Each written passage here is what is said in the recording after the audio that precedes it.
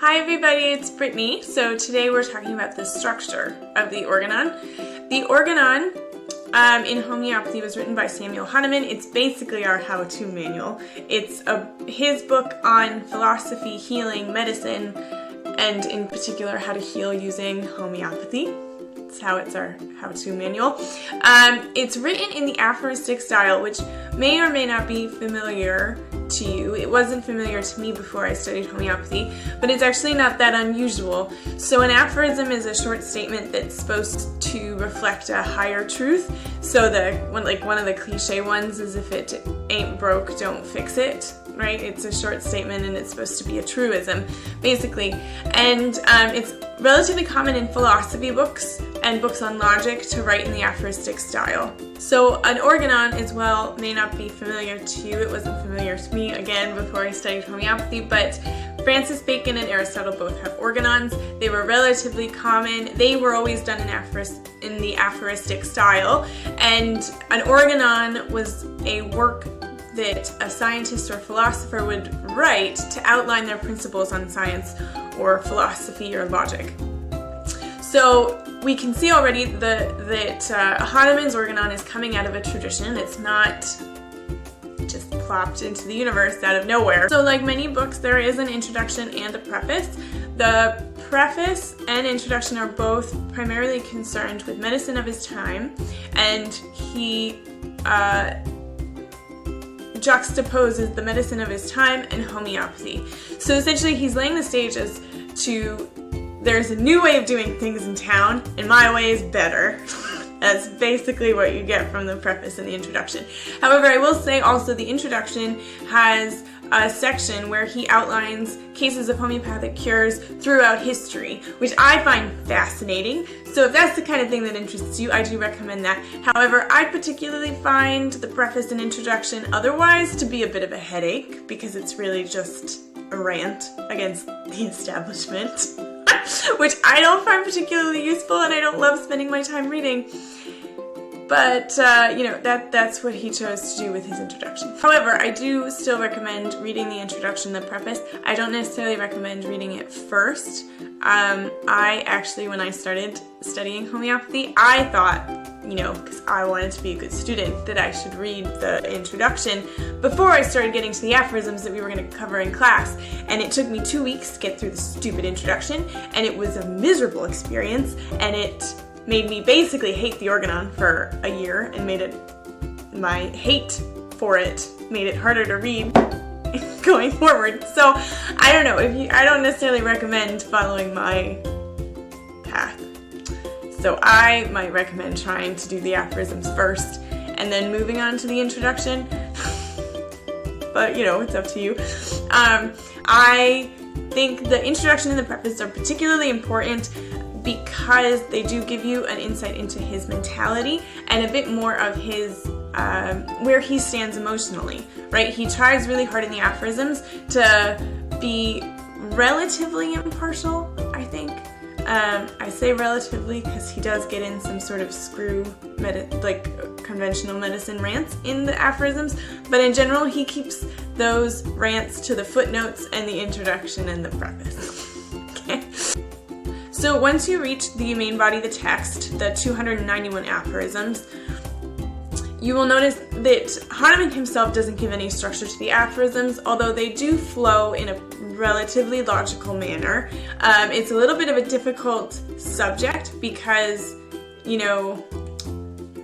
things relate to each other so much that he may have to introduce something early on, but not fully define it. He fully defines it in 50 aphorisms, and I really wish he could define it at the beginning, but he can't define everything at the beginning because everything's sort of interrelated.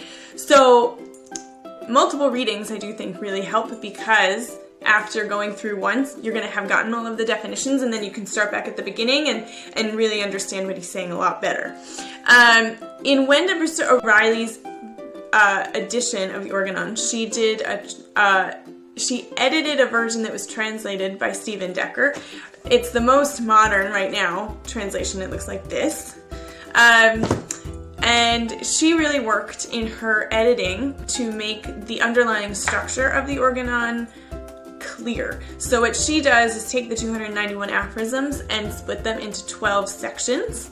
The principles of cure, which are aphorisms 1 to 71, understanding disease 72 to 81, taking a case 82 to 104, acquiring a knowledge of medicines 105 to 145, homeopathic treatment of diseases 146 to 203, the chronic miasms 204 to 209, mental and emotional diseases 210 to 230, intermittent diseases 231 to 244, case management 245 to 263, preparation of medicines 264 to 271, administration of medicines 272 to 285, and then lastly other therapies other than homeopathy, so 286 to 291. The largest section of these 12 is the principles of cure 1 to 71.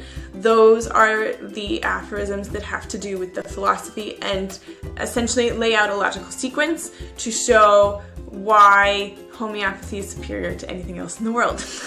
Whether or not you agree, that's up to you, but that's his logical conclusion after everything he lays down. So now the other thing that Wenda Brewster O'Reilly does is not just to, did I say Wenda Brewster? Wenda Brewster O'Reilly. She, in addition to taking the 12 major sections, or breaking the 291 into these 12 major sections, she has subsections for the 12 sections.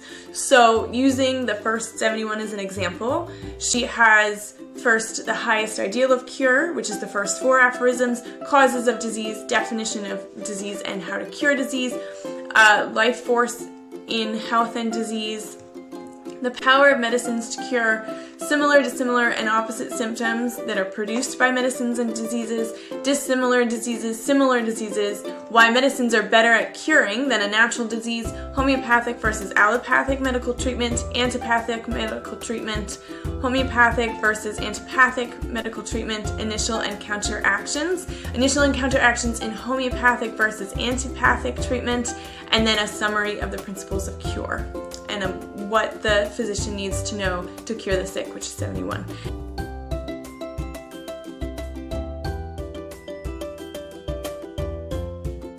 So in this way, you can always kind of know where you are, which I appreciate, as reading the Organon otherwise is really just a list of aphorisms. I mean, if you think about it, every time we read a book, usually there's a chapter, and maybe there's a subchapter, but in the Organon, it's just a friggin' list.